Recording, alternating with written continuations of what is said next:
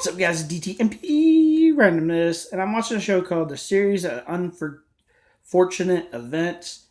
And I watched the first episode, which is called The Bad Beginning Part 1. And uh, basically, what happened, you're going to want to watch this show. I've only watched the first episode, and I'm already ready to see the second episode, but I got to wait till tomorrow. Got to do each episode one day at a time so I can do my review for you guys of the show.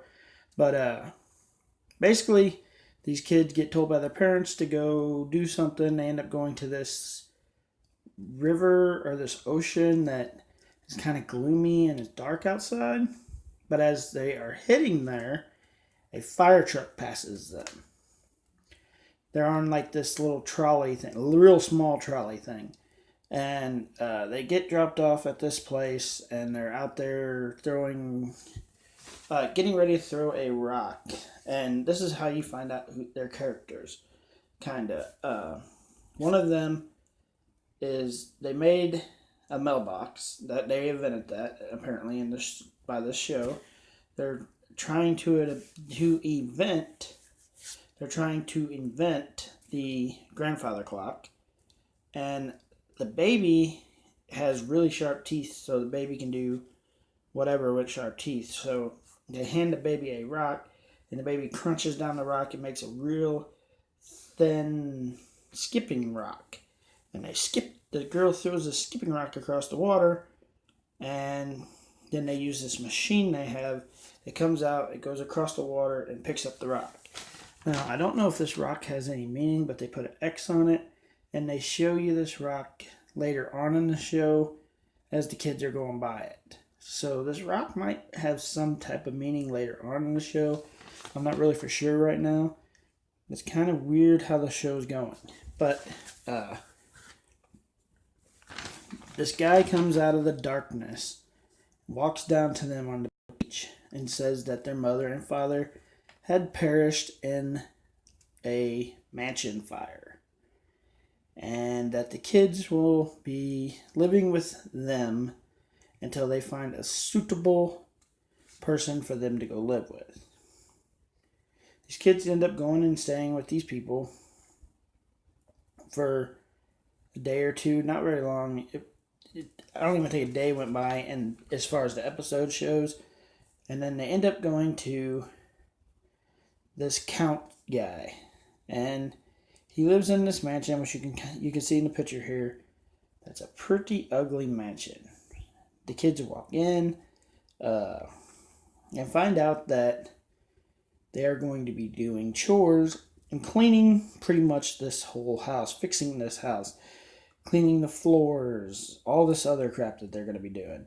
And he gets to their bedroom as he's showing them everything they're going to be doing. They get to the bedroom and find out they have one bed. And he said, complimentary rocks. So I guess if you don't want to sleep on the one bed, you can sleep on some rocks. That's kind of messed up if you ask me.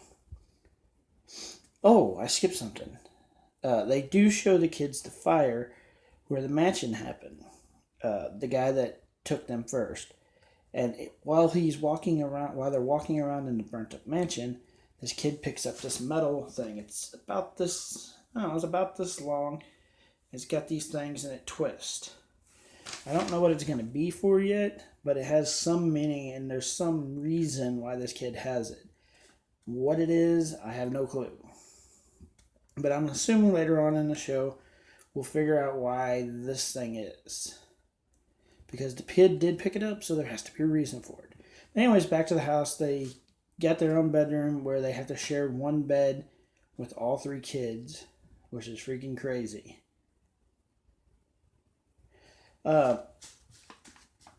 Then the count guy decides that he wants the kids to make dinner for him and his movie people that I don't know, people that are scared of him pretty much, because everything he says once they meet him is scary. But anyways, the three kids go across the street, the lady that lives across the street, and use her library to come up with some ideas for food to make for this dinner that they're going to have to make.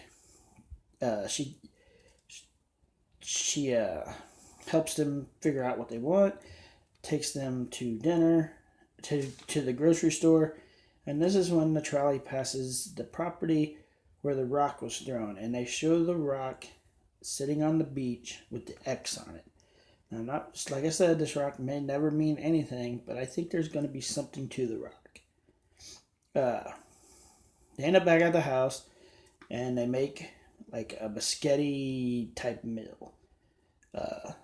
They serve it to everybody. Everybody's loving it. It's really good.